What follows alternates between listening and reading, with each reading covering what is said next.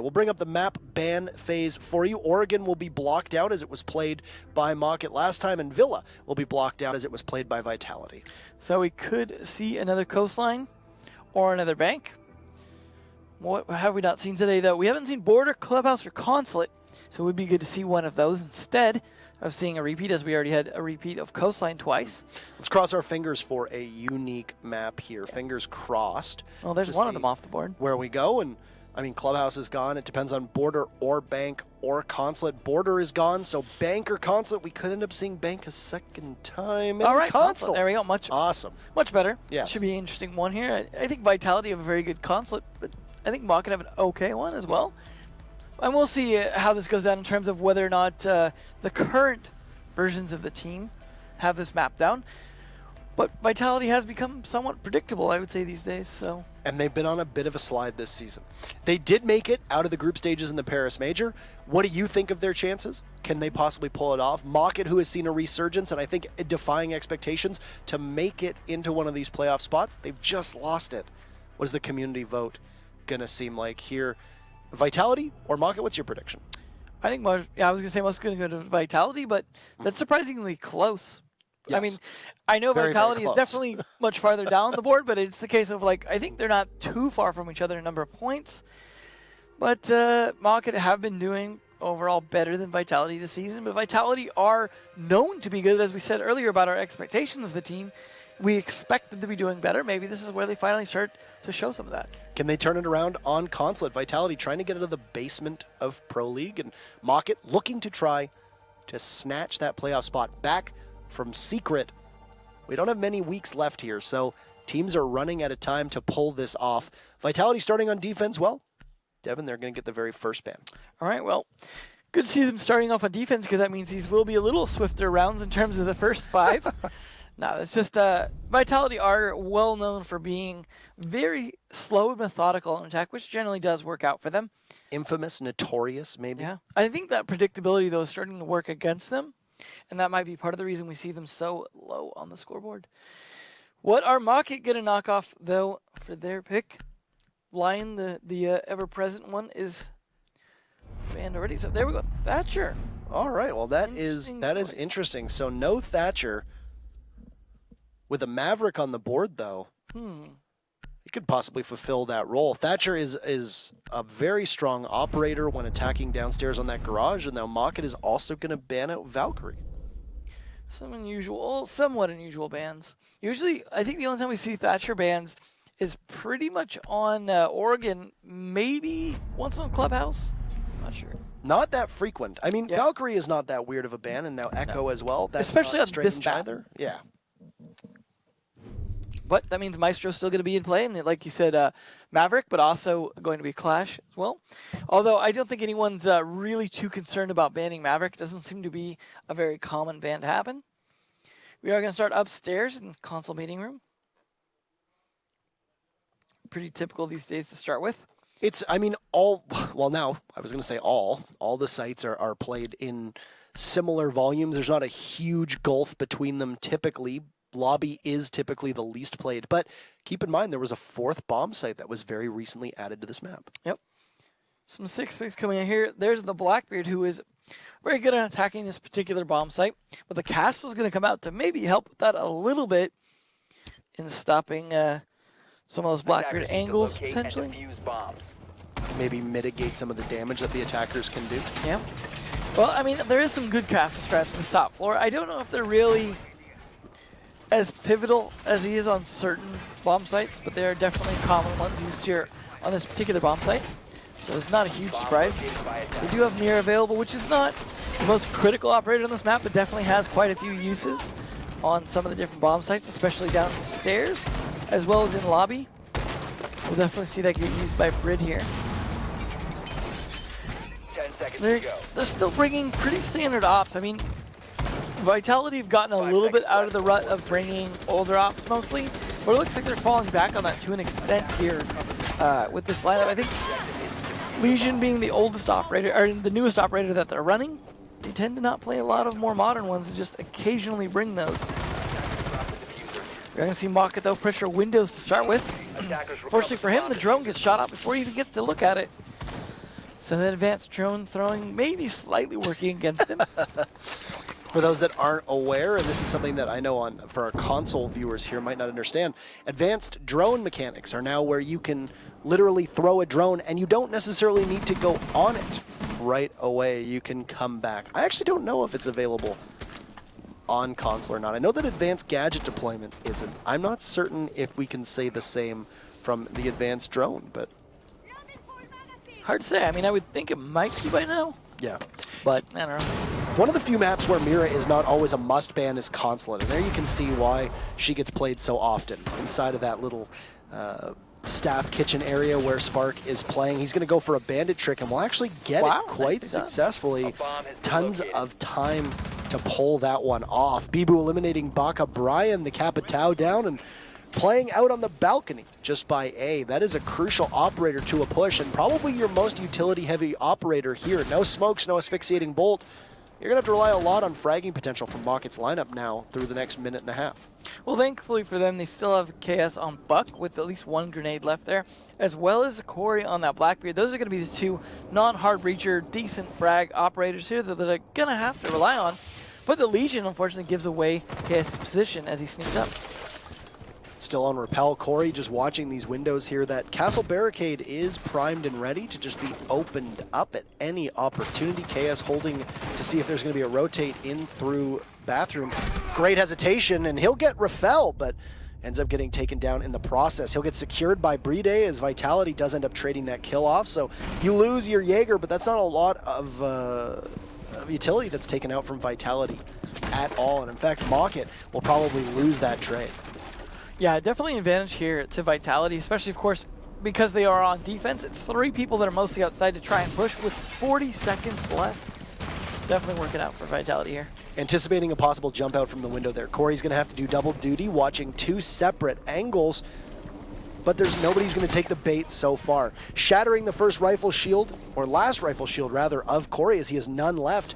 It's just Vale and Rips left. Vale flank holding downstairs onto Spark will lose the fight, and now Rips will have to repel inside of the building. Both he and Corey stacked up on these windows, very susceptible to a run out. Spark will run out and a double kill. They didn't expect the bandit. 3K from Spark in the dying seconds, and no Claymore down. That is unforgiving. A bit of an oversight. I mean, that far into the round, I think we got at least a good 30 seconds in before anyone died. There should have been a Claymore there by then. Unfortunately, that was definitely not a good round for Mockit. Now, Vitality going to go over to Garage as they won the top floor. They don't want to go lobby next. We may see the new bomb site because Vitality do tend to play new bomb sites a lot of times. They are the ones who will often play dining or kitchen and tower on Oregon. So it's definitely a possibility we could see that, as they will usually switch bomb sites whether they win them or lose them. Hopefully we'll see a little bit of a different round here this time from Mockit. They got pretty destroyed last time. Maybe we're going to fake being on the Vigil, but actually 6-pick over to a Mute to be able to at least slow them down on opening the Garage. Defenders, protect your With bombs no from Thatcher defused by available, that attackers. is actually going to make things a little bit harder for opening the Garage. They are going to have to either push in from the yellow stairs door to shoot those batteries, or I mean the jammers, or they're going to have to open up the floor from Piano. They do at least have the Buck to help with that. We've seen a lot of good Buck players that actually do it from the very top floor. From in console, they'll actually open up the floor from there all the way through the floor of Piano. A lot safer than trying to take Piano first or trying to hold Piano while you're looking downwards. So we may see KS do that. I mean, the big thing for Mockit is they got to make it inside the 10 building. seconds to go. That's true. The only person who looked, other than KS, who crept up the stairs seconds left. over by where Spark is playing, yellow stairs, no other person who was deep enough inside of the building was Attackers Vale. recovered And the I mean, he was flank Attackers are holding moving out to locate a bomb and defuse lost Yeah. to the bandit. That is not an opportune place to, to find yourself in. Absolutely. But for Vitality here, no Thatcher on the board, so that would make either Mute or Bandit very, very strong. And of course, we have a Mute here of Bibu, and it means that, yeah, it's going to rely a lot on KS upstairs and Piano, as you said. If the Buck can go upstairs to Piano and not have to worry about getting pressured, A bomb has been then located. they're in good shape. Doesn't look like they're actually going to bother with that. Instead, they're taking the circle desk. Looks like they're trying to fight this from below, which does not seem like the ideal way to be fighting this at all right now. They'll have to try to draw out Spark here as the Carbine will manage to shoot a number of those pellets, and that will stop Veil. So this inability to drone out and clear out the projector upstairs will mean that one round of X-Kairos will be completely wasted by Veil. Yeah, definitely not the ideal thing. I mean, they still have Thermite, which is good that they went with the double hard breachers. Unfortunately, Baka, I don't think did that intentionally. That's a big yikes. Oh. I mean, he's going to be able to get picked up from KS, who'd eliminated Bibu. That was the mute. Baka will get picked back up from his teammate. And very important that the Brazilian operator at Capitão is a crucial aspect of this push. So they need to make sure that he gets to the actual site and can help with their execution. They are doing some pinging there, trying to get a wall or a floor bang through the floor. In the meantime, though, KS is going for the batteries, not from the safest place, but they had already taken Piano, so why not use it here? Opening up some more angles as well to try and get some damage down. They are at the man advantage right now. The real question is, where is Spark? He was upstairs inside a projector. Was he able to get back to site? What is he doing? He's still inside of projector upstairs. And Zafir now as well creeping around. So a rotate coming out from Vitality trying to catch Mockit off guard. And if there's no proper flank watch, this can be lethal. Now, your smoke's going down, and Toxic Babe will answer that KS on flank watch. Main garage has been opened up after those mute jammers and barbed wire were blown up. But the Jaeger won't be able to get much. 2 from Mockit. Rafael and Spark goodbye. Bride able to take out Veil, but Diffuser goes down, and Mockit in a good position to be able to hold this off. But oh, Zafir eliminates the Buck. KS caught looking. This is going to be very difficult. There is a drone that is positioned that can watch that Diffuser and still Mockit if 3 bodies left, and Rips is going to be able to feed that information over and over again. Zafir tries to take a long angle, but Baka is there. Oh, the smoke of Bride. He pulls out the shotgun, but can't land the long-range kill onto Rips. Vitality almost managing to win that round, but Mockit stick it out. 1-1. Definitely a much better round for Mockit that time, although it was surprising how many people they lost just trying to hold the diffuser there. Some good aggressive plays from Vitality when they needed to be. Unfortunately, that last one, just range not working in his favor with that shotgun. But either way, a much better execute by Mockit that time. They definitely did a better job of at least taking some map control inside the bomb site, or I mean inside the Consulate instead of fighting entirely from outside. Did manage to take out those batteries fairly effectively as well, so not bad. We will see, again, of course, like I said, Vitality generally will switch bomb sites even when they don't have to. In this case, they're going to go to the 4th bomb site before what should be their 3rd. So they're going to go to that new Archives Teller site. See, Zafir actually 6th pick from that Vigil. So that's the 2nd time from the Vigil to something else, although a different player doing it.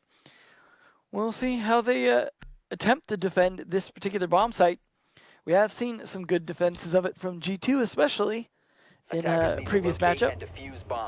So there are some good ideas for it, but it is definitely, in a lot of ways, a difficult bomb site to hold. Yeah. And I like that you mentioned that about Vitality, because they tend to run the gamut on sites. It doesn't matter what map it is. Vitality have a lot of flexibility. They've got strats. They practice it. They play a very interesting style of Rainbow Six, so it's something where if they can catch their opponents off guard, and their opponents don't have a strong strat to be able to attack the site, it's going to go a long way. And Vitality, I remember that matchup against ENCE on Border in particular last season. Before ENCE ended up getting relegated from Pro League, a big part of why Vitality was able to walk away with that, other than ENCE's lack of coordination as we saw on the tail end of their run through Pro League, was that Vitality just kept going to different sites on Border, and that was back in the old rotation. That was back when you only needed to play the same 2 sites over and over again. But, I mean, now we have it where you have to go to new sites. It's interesting. Corey's going to catch Bibu, one of the most potent fraggers on Vitality, and say goodbye to not just Bibu as a player, but also Maestro. That is not a good start. That's a really good early pick. I think out of all the operators that can kill early, I feel like that's actually probably the best one to kill. 2nd best being Legion in this case. Oh, absolutely. I mean, the Legion would just be that his goos continue to generate. Exactly, but, yeah. I mean, by losing him and you know, losing the Maestro instead, those Evil Eyes are just essentially static bulletproof cameras. Made me look in the wrong direction. Yeah, and that's the thing too. A lot of people might not know this, but when you die, your Evil Eye cameras stay locked in that position. KS just walks right in and murders Bride, and he has control of sight. KS can possibly go for the plant. Corey watching as Rafael takes down Veil, but he'll get refragged. Diffuser is down, and Spark eliminates Baka, trying to figure out exactly where that Legion is. He'll get downed. So Zafir be the last member of Vitality. Blows open the wall, but KS just watching, patiently waiting. Rips does not hold the diffuser. Rips will finish off Spark. And this looks like Mockit is primed and ready. Grenade gets tossed out. Zafir will walk away just ever so slightly. If Chaos had to possibly prime that, that could have been a big kill. The mark's going in favor of Zafir, and we'll need an incredible clutch. Diffuser gets picked up. Waiting to see if that long angle of the Thermite is going to peek around the pillar. It will, but Zafir will miss his shots. It's a tense moment as there goes the Thermite, and Zafir can't control the recoil. Rips can. Nicely played by Rips there, letting KS just hold the site while Rips did all the peeking. It was a risky play because, of course, if you lose those peaks, you leave it in a 1v1 situation where the Vector just has the fire rate that's most likely to outdo the C8. But in the end, didn't matter. They did manage to win that. Well played. And I still think that was a decent defense of that bomb site. But the thing about that bomb site is it generally depends entirely on defending from below. And we didn't see a lot of holes in the floor or anything like that that could have potentially done some damage to KS. So it just, I don't know, it didn't seem to work out all that great for them, but I appreciate them trying it. They are, again, going to rotate bomb sites, but they're going to try Garage the second time rather than go to lobby. It just doesn't seem like they want to play lobby at all. It looked like the way that Vitality had structured their defense, where they had a couple people playing downstairs in the garage, by the main garage part. That's where you saw the Thermite was able to open up the wall. You also had two bodies playing either on the Visa stairs leading to the basement or inside of the teller's site. And that was it. And once those two players were gone, the whole site was gone. That's the hard part about split sites, especially when you know, there's hatches you can drop down, but you can't drop up hatches. So it's a situation where the top part of the split is always the hardest to really hold. Because if you drop off of it, generally you can't do a lot. The floor is soft, so you can somewhat defend from below. But that's about it. And I think if that bomb site does, you know, develop into a meta, that is generally what we'll see. But I feel like when we saw that tried against G2, they said, okay, that's fine, we'll just attack the bottom floor. Because you're going to attack us from below if we take the top one, so we'll just come at you from the bottom with a nice rush. That they did, and I think that was an interesting demonstration of a way to just attack a split like that. I feel like the only other splits we've had that haven't really been in Pro League outside of year one were both on House and Hereford. A nice early kill though from Corey onto Zeph for the Doc, who is obviously peaking, well punished by the Blackbeard, who does take almost half his health in damage, but definitely worth that kill. Not a good start for Vitality. They like to play this push and pull style of play where they take their time and really sort out exactly what they're going to do. They're more practiced typically on attack because, as we've said before, they try to establish that tempo that they can follow. Very difficult to do that on defense, and I mean, it's really not working out so well for them. The fact that Mockit have been able to get these early picks has really snowballed for teams. In fact, so far through the 3 rounds, the team that's gotten that first early pick has managed to continue pushing on and getting the round victory. Think about the first round. Vitality were able to eliminate Baka Brian very early, and there was no bounce back from Mockit. They were just dead in the water from that point on. I think some of that's down to the way that the teams are trading. If you're trading and you have a man advantage, you win, just off the trades alone. Although sometimes it depends on what side you're on, attack or defense, whether or not that pays off. But Spark does at least trade it back onto Baka. So that is one utility-based operator. No longer going to be able to bring that utility, and that's the second time I believe that's happened, where he was the first to die. In this case, they still have both the hard breachers, and you see some work being done from them, opening up holes. We also see some creeping coming out from Spark, something he's very good at, creeping around, but that means he's not really utilizing that 3-speed, of course, because he's moving at such a crawl. Ultimately, both teams end up losing somebody. The Doc not being a huge loss for Vitality, but once again, losing Baka Brian is not ideal for Mockit to find themselves in. They still have that same lineup that they were running last time around that this happened. Mind you, it's on different sites. This time they have to attack the garage downstairs as opposed to bothering to go up top. That is quite a view there of the Blackbeard as he's going to get caught looking the wrong way. Corey, so long. The last thing he sees is the outside of his head as Bibu just tears right through him, a beautiful headshot. All the while, Mockit has been able to open up both panels downstairs, and KS on yellow stairs won't have the advantage of an ACOG, but could possibly get pushed. He's going to take out the ADS, so he'll be free to lob some frag grenades down if need be. He's only got one left. Plant going out from Rips, and there's a well-timed smoke doubled up with an Evil Eye, and Rips will manage to get away, but with not very much HP left. Excellent shot. Vale just executes one, cannot get onto Rafael as he unscopes. So KS will need to be there to do the rest of the work. He'll find Rafael missing his shots onto Bride. Planter goes down, but Rips will go too. And even though the diffuser will go down, that will be a round victory for Vitality as we witness a murder on behalf of the hands of the smoke. KS just pushing a bit too much instead of being able to give the cover to Rips as need be. And there you go. Tied it up. And there was a case of a round where the first kill, that team ended up actually winning, the team that had the first death, that is. Part of that was, of course, the operator that they killed wasn't a big deal. Killing the Doc wasn't going to be a huge impact. And like you said, losing Baka, though, on the trade, definitely a bigger impact on the team. They also seemed very spread out, so they were getting picked off one at a time. Corey getting picked off in a situation you probably shouldn't have due to a good angle there being played. And then the rest of the team, again, very, very spread out. So they were getting picked off one by one in situations where they weren't trading it. And that's what they should be doing with that man advantage, of course, that I was just talking about at the beginning of the round. Corey getting a 6th pick over to that Blackbeard, and they are going to go no double hard breachers this time because Rips is going to be bringing Zofia instead of Thermite. So they're going to be changing it up just slightly here. But it is back up to console, so there's definitely not going to be a lobby played at all from Vitality, as this is their last defensive round. And their chance to come out ahead by 1 point if they can win this. I'm surprised that we saw a Teller's Archives. That's the thing. Vitality are that kind of team, though. I mean, to be fair, the composition that Mockit's been running would work very well on a lobby take too. So it's a bit shocking that we don't see that. Now, a Thermite isn't really required on a lobby take. Hibana is usually the hard breacher that you want to run in that instance.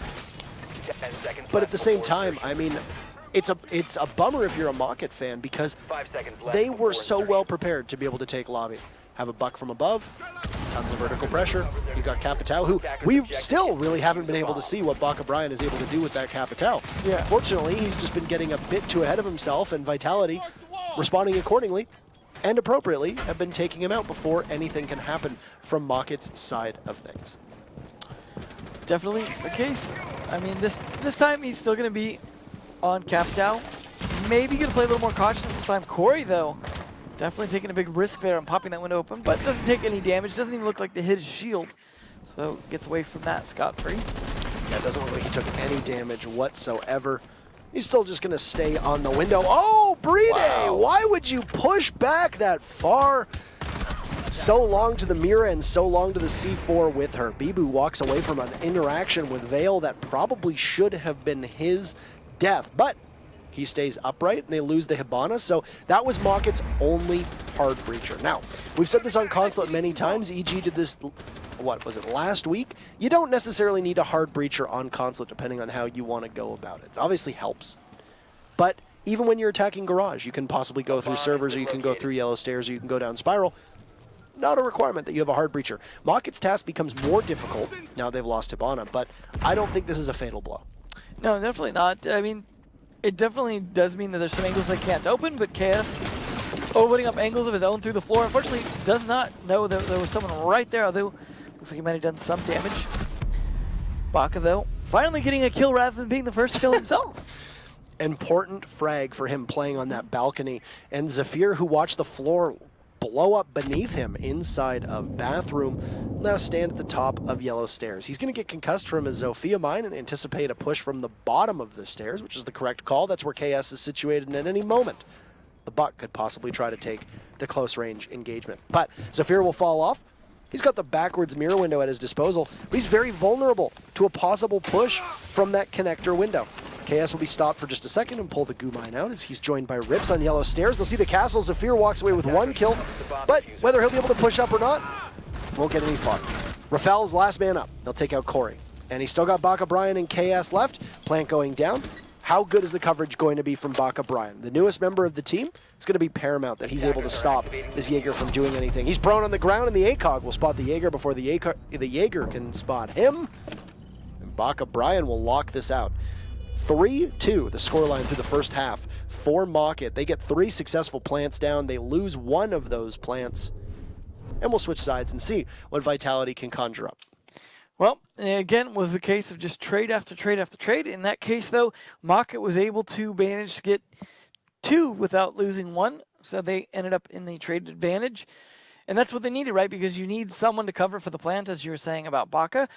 So because they had that slight man advantage, that makes all the difference in the world, because you need someone to be covered while you're planting, because you cannot risk coming off the diffuser when you're in a tight situation like that, especially as time ticks down. Now that they switch sides, Console is going to be the first site as well for Mockit.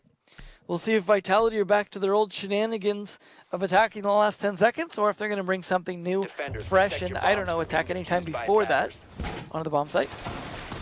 KS, though, you were saying about him having a real crackerjack of a match the other day, up at 7 again today, so definitely showing up for his team. It's good to see that, as I know there was some criticism of his fragging ability in the past.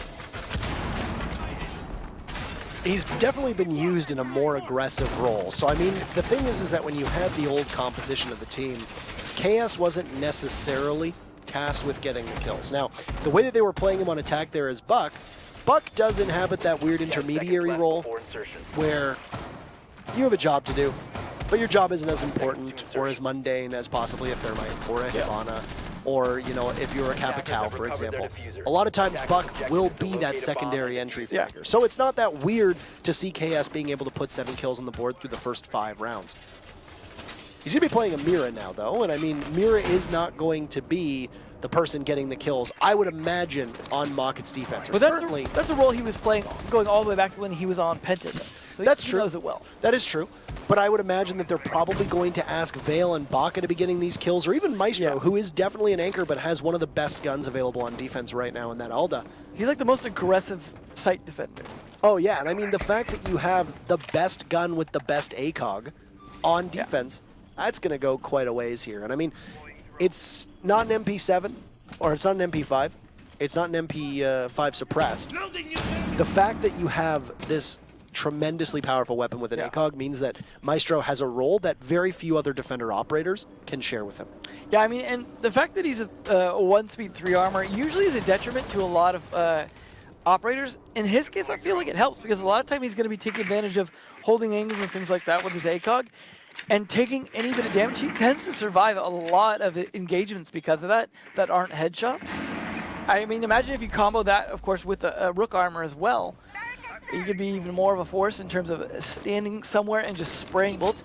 80 bullets is Mag 2, I would say, is a big factor as well in his success. It's a gun that I wouldn't be too surprised to see possibly get a down tune at some point. Oh yeah, it definitely needs some kind of change. It's definitely up there with where the Scorpion was previously. I mean, the Scorpion obviously was a much, much better weapon for quite a while. But, anywho, Vitality right now holding good control. A skeleton key kill from Bibu here. As you saw, that was completely coordinated. The Blackbeard now managing to down the Maestro, but not able to secure the kill through the table. Rips will just continue to move away as Spark tries desperately, but his view will be obscured by the window pane, unable to see the Maestro, who is still down and will need to get picked up. Bibu lost a bunch of health in that altercation. It looks like the leg of the Maestro is exposed, and yeah, it is. I don't know why Spark isn't capitalizing on that. He sees the leg, but I guess we'll just let bait the Maestro exist, not securing your kill. Oh, he is waiting for bait. There you go. So, yes, as you could see, Spark just trying to wait and see who is going to go to the aid of the Maestro. But there'll be nobody. 30 seconds left, Devin, and we're about to get into the thick of it. Vale at long desk, watching all the way towards yellow stairs. It's the buck of Bibu, who is only 1 or 2 shots away, but Bibu will get 1 before anybody from Mockit can stop him. KS is down. Rafael will repel right in, and he'll manage to put a bunch of bullets inside of Vale. Vale and Corey both being locked out of the site right now. Corey on the rotate. He goes out. He sees Repel. He'll get 1 kill. Jump right back in. Diffuser down. Mark's going out, but he is a UMP, and he'll get destroyed from Brede. So Vale will need to do as much work as he can. Vale gets 1. He sees the Blackbeard, but Spark with the face shield. Too formidable of a foe. Vitality will tie things back up at 3 after getting that diffuser down. An excellent round from Vitality that goes until the final seconds. What a textbook Vitality round. And it's like, they don't, I know we almost kind of semi-criticize them for it, but the thing is, realistically, when they're attacking the last 10 seconds, it's because they've been doing work the whole round, picking people off one at a time. Every time they find a weak player, I feel like they're like the lion who chases after and eats the slower, smaller antelopes that are trying to escape until it finally catches up to the other ones. They slowly kind of whittle through the players, and so that the reason they get away with a lot of these executes at the end is a lot of times they've either forced everyone into compromised positions when it's a 5v5, or they've picked off everyone else around the site and are ready to just push on the people left on it, and it tends to work a lot for them. I mean, I wouldn't say often enough that has kept them from being in like 6th place on the scoreboard, but either way, that was an example round right there of why they do what they do and why it works for them. Fortunately for Mockit, they just kept... I think Mockit were almost a little too mobile in that round in terms of the way they were playing, kind of exposing themselves a lot of times to angles that, that's the thing about Vitality, right? They hold an angle forever on attack. And what do you not do when someone's holding an angle? Move, walk into that angle. Peek it. Yeah, and that is... Unfortunately, it didn't seem like Mockit really thought about that aspect because they seemed to walk into quite a few of those shots. So, overall, there was some retake potential there. I liked it from Vale, but yeah, I think one of the biggest problems with that site upstairs in console office is that if you've got somebody covering possibly from either bathroom all the way long range, or somebody on connector long range, or somebody playing on those console office windows, and you don't have a defender who can engage them from, say, top of yellow stairs if there's a rotate, there's only one or two ways for you to retake that site. Yeah. Usually will require some kind of diffuse denial in an Echo, in a Maestro, in a Smoke, being available to you, C4s in particular. Yeah. But Vale was way too far off to be able to use that C4 and had to just go hunting for kills. And they got some impactless frags, but ultimately it didn't change the course of the round. As such, we call them impactless frags. I would almost consider doing, if I'm playing against Vitality and Echo's band, I know it sounds weird, but bringing in Ella, keep all the Grisbot mines, and save them to just tuck into the room near the plant anytime they're going to try and plant. Because they always do it with such few seconds, you don't have to turn a denial into a kill like you would with Smoke. You just have to turn it into a denial.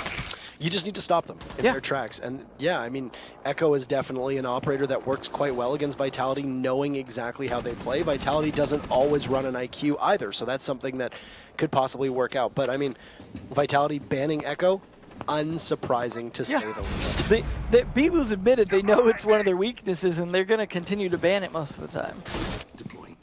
But we'll see, though. We are seeing our first pulse here. Something that we used to see a lot on Consulate, but hadn't been seeing much this map because of his ability to play from below down here. He kind of tends to dominate the first floor. Or the bottom floor, whichever you want to call it. I mean, any floor, really. Pulse is an incredibly strong operator. He's got a 9-meter range here. He's got a nitro cell. If Rips can show a little bit of patience here, then, well, there goes the drone. But the drone does get shot out. No, still on the drone, Rafael. But Rafael is not vulnerable because where he's positioned on the stairs, the C4 would be no good. So Rafael will stay safe, at least for the time being. There's a Claymore underneath him. He's on a hard surface that cannot be shot through by anybody underneath it. You see that Rip's just going to continue to try to figure out exactly where that Capitao is and keep tabs on him for the rest of the team. Doesn't know which operator it might be, though. No, he doesn't see a silhouette like we do, just the ping. But he is giving the information to Baka to say, hey, Rafael is free. Feel free to walk right up. Now Bibu, who will head towards the antechamber, gets spotted out. And wow, that's an awful lot of damage. Goodbye, Zafir. The Zofia is there instead. Capitao gone earlier on, so a big double kill from Baka Brian to try and put Mockit back into the winners column this time around. Vitality playing with fire at the moment. Time running down. Brid takes one. Corey trades off. Bibu jumps into the fray, but it's a 2v3. Plant going down. Baka just needs to creep right up. There is some watch on the stairs, but Baka peeks around and tests the reflexes of Vitality, and well, those reflexes were as slow as their push. Mockit will take the lead again. It's 4-3. Much like the rounds themselves, we are seeing trades after trades in terms of actual rounds as well. So we are going to see our first lobby, though, it looks like, unless they change their mind in the last second. But again, that was textbook Vitality in terms of pushing the last second. But in that case, Baka turned the tables on them by getting those 2 kills. Generally, the methodical play of Vitality usually means they have man advantage, or at the very least 5v5, when it comes time to actually do the execute. The fact that Baka was able to get those two the way he did and not die in the process left Vitality in a bad position when it came to actually going for the execute. But surprisingly, they still almost pulled it off. Unfortunately, the watch they had on Yellow Stairs was just not looking at the right angle at the right time to catch him, as that was kind of a slow peek onto the planter. Defenders, So, protect your either bomb. way, though, that is another round for Mockit, who, as you said, are 1 round ahead now. Neither of these teams at match and map point yet, but it is definitely getting close to that. Obviously, we have a maximum of 10 rounds, but there is definitely a good chance we could see a tie come out from these guys just based off the way they're trading so much. One of the big things that happened in that round in particular, not just necessarily Baka Brian, but the ability of Mockit to outsmart the drone work that was being done from Vitality, which isn't something that a lot of teams can say. Vitality are meticulous at being able to cover the entire map with good droning, communicate that, and they might lose some drones in the meantime. Their drone economy might not be the strongest. They might end up, you know, in the final 20, 30 seconds with only 1 drone left. That's okay, because usually Vitality knows how to play around that. They lost track of the Jaeger of Baka Brian. He was able to pounce upon the Capitao, and then with the punch hole, picked up the kill on the Zofia as well. After that was done, you're in a 5v3 with somebody well off site. You're going to have to dedicate 1 of those remaining 3 people to flank watch. Where's he going to come from? You know he's playing over by Visa? He could come down through the staff area. He could try to make the long run all the way over to Yellow Stairs. Well, he's right by 2 hatches and 2 sets of stairs. Exactly. So what is Vitality going to do? At that time, they made the correct call, I would say, from Vitality's perspective, which was, let's just push the site and try and get there before he can get back. They almost succeeded. They almost did succeed. But at the same time, it's one of the rare times that Vitality just simply got outsmarted when it comes to this kind of information. Speaking of which, it does surprise me that we don't see a lot of Vigil played against them. One of the few operators that can deny that. But Rafael with an early kill again on Baka Brian. So they are trying to prevent what happened last round, just killing him first. They are still going to have that pulse of Rips. Now this, of course, is a different bomb site, though. They are still going to have Rips, though, probably playing underneath, trying to help make sure that they can deny the defuse. A lot of times they are going to be playing for throwing through the hatch, which it looks like Rips is near that hatch to throw through the hatch by the circle desk, or the hatch in the middle of the circle desk. Either way, good places to huck that C4 up through. And complete control and command in hand for Vitality upstairs, as they're just going to stare all the way down into the lobby. Corey just looking up at the ceiling, finally decides that's not getting him anywhere. Smart choice. Now he can rotate. Veil, in the meantime, taking a lot of shots. Very far away, Spark on that Blackbeard, being able to just chip away at Veil's HP. This match does definitely seem like it's going to end up going all the way here, though Spark will finally take some lumps of his own, as will Rafael, as you can hear the vector of the Mira going off. And KS sees 2 bodies posted up on stairs. That could have been a good opportunity for KS if he had pushed. I understand why he didn't. You don't want to expose yourself to the front doorway of Spiral Stairs, which is what KS would have been vulnerable to. But he's also going to allow 2 members of Vitality to go back up top. Spark has taken even more damage, and now KS' position will be spotted out by all of those concussives.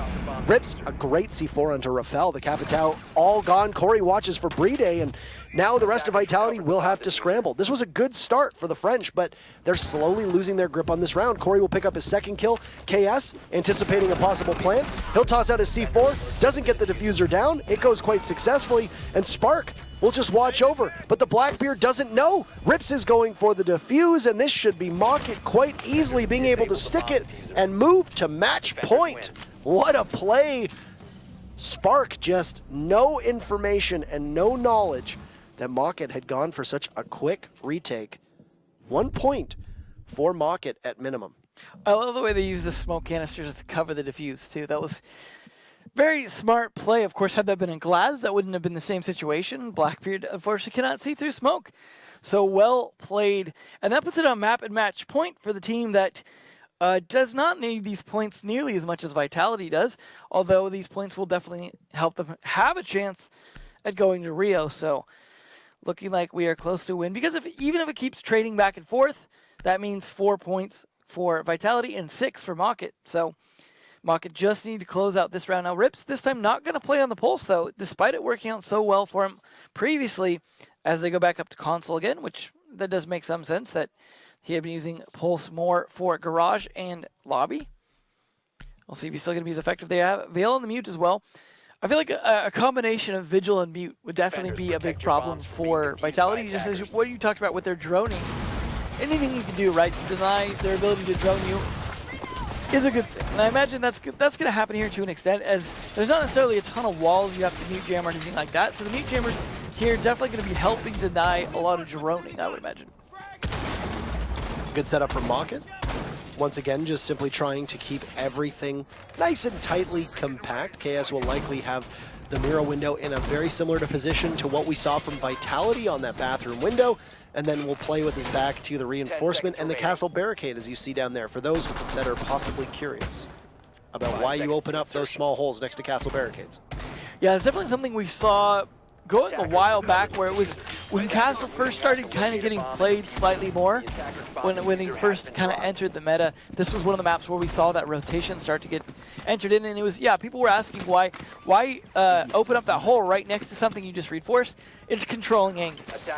And I mean, the only one who can even penetrate the castle barricades is Glaz. So if there's no Glaz being played in this, you know, so far no one's been playing him despite him not being banned, then it leaves a situation where you're able to control a lot about that. It does surprise me that we're not seeing any Glaz, though, as Zafir, for example, is well known for being a good Glaz, and Glaz is somewhat effective on this map. That grenade from Bibu goes off just a bit too early over the head of Vale, and now the second one will not miss its target whatsoever. Pinpoint accuracy from Bibu, as you saw the follow-up drone there. Likely losing the drone in the process, but still able to secure a big kill. This right here, that's peak Vitality. Yeah. You're miles away from the site. Still and you're holding an angle. One angle. Oh, man. Vitality.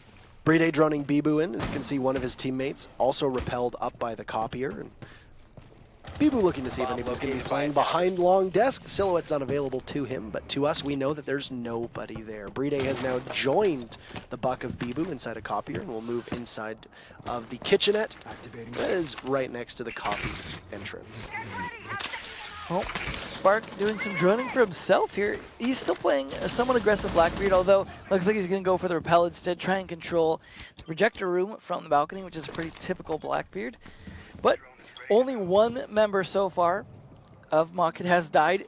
Minute 12 left. So if they can continue to hold this with just one man down, they still could be in a position to deny a plant attempt here from Vitality. But this is one bomb site they succeeded on. This is the only attack that they've won before was on console. So this is a risky one to be the follow-up here as the third bomb site for Mockit. What did they just shoot that Zofia concussive or that grenade at? It looked like it hit the wall. Were my eyes not working there? I honestly think Zafir was.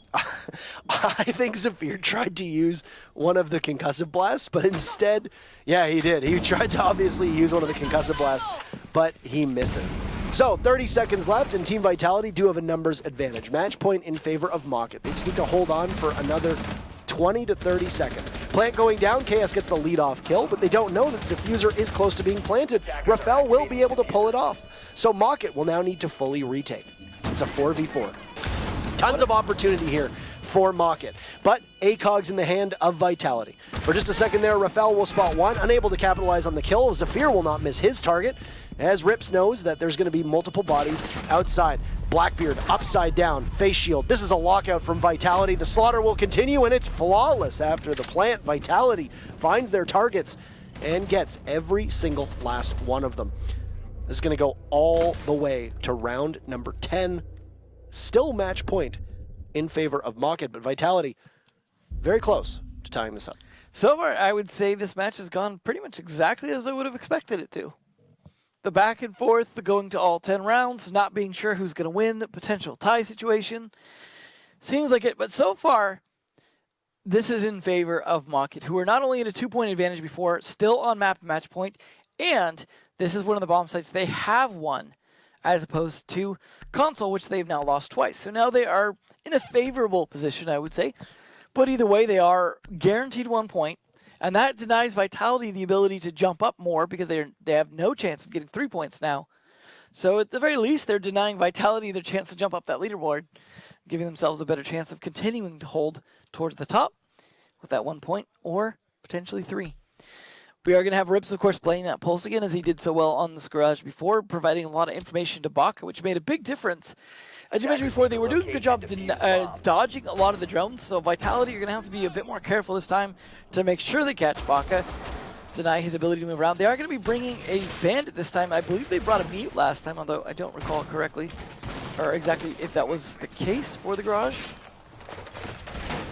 But they are definitely going to do that this time. We saw a lot of mute on the garage downstairs, but the bandits being there will obviously mean that Vitality's only real recourse is going to be to either put that Zofia or the Buck up top to be able to take out the bandit charges. Definitely something they're going to consider. And yeah, that Thatcher ban was a nice one to keep this interesting in terms of not being able to get an easy garage open. You definitely have to work for it a bit. So we'll see if they're able to hold Piano. Now, of course, opening that up does open that up for the attackers as well, so that could potentially backfire, making it that much easier for them to shoot the batteries out.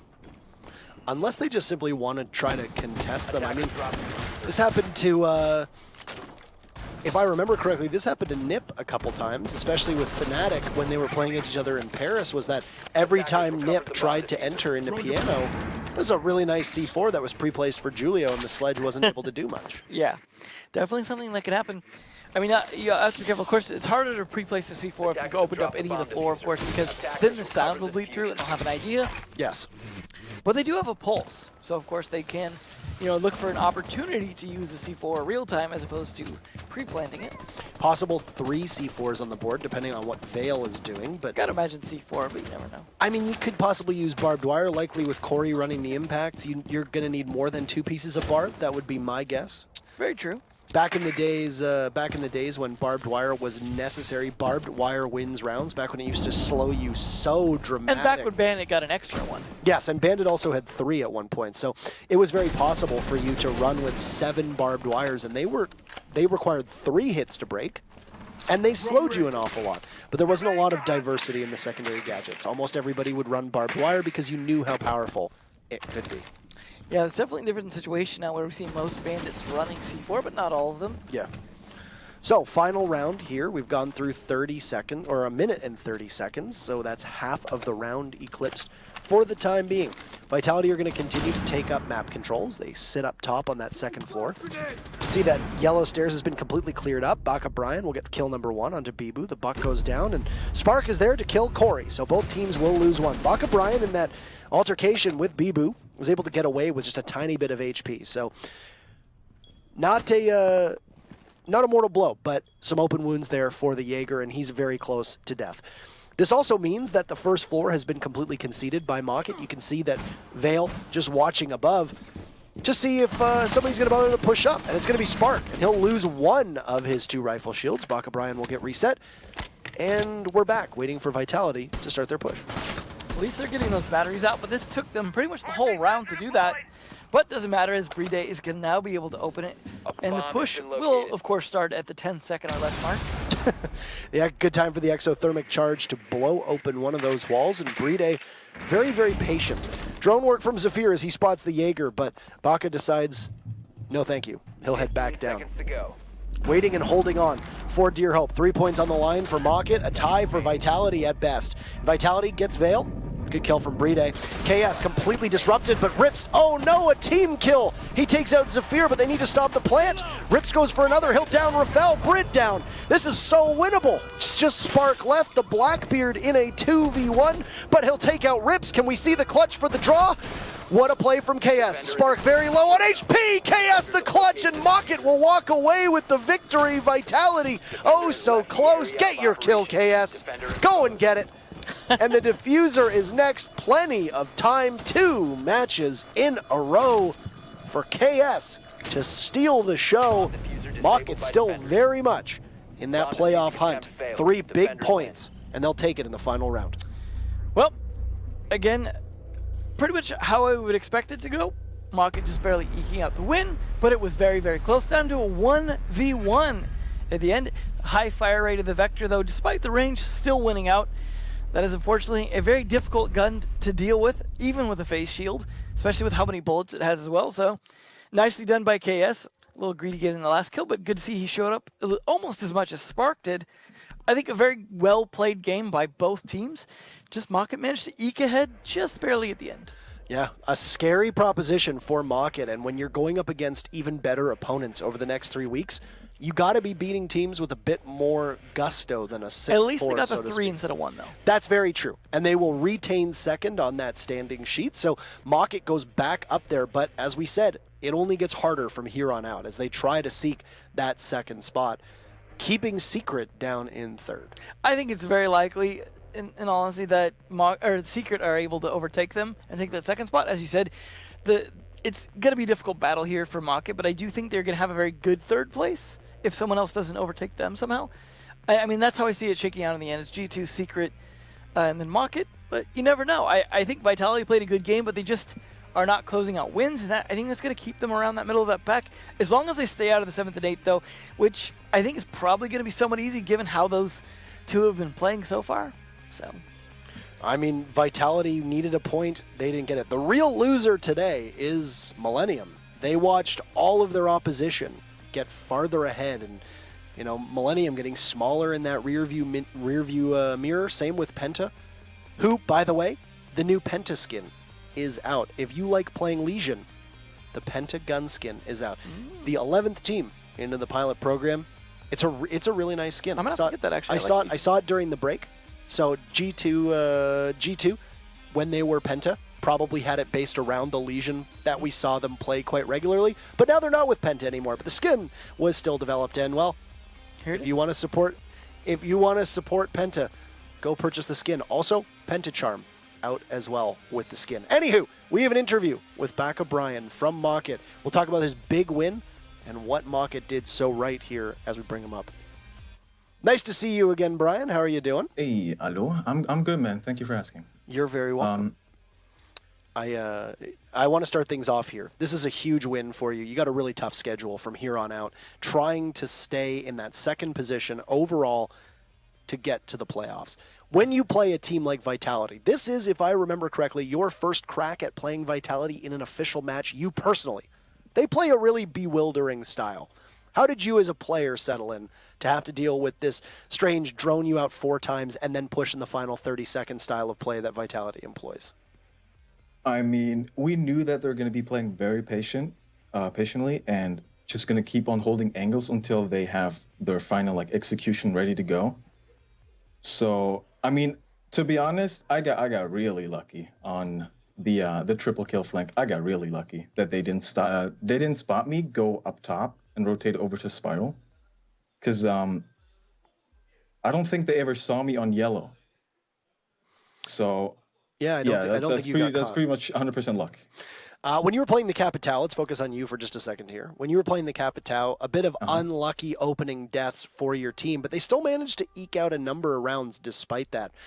You don't need to go into depth, obviously, but just a very quick answer. How pivotal were you in the execute of your teams as that Capitao?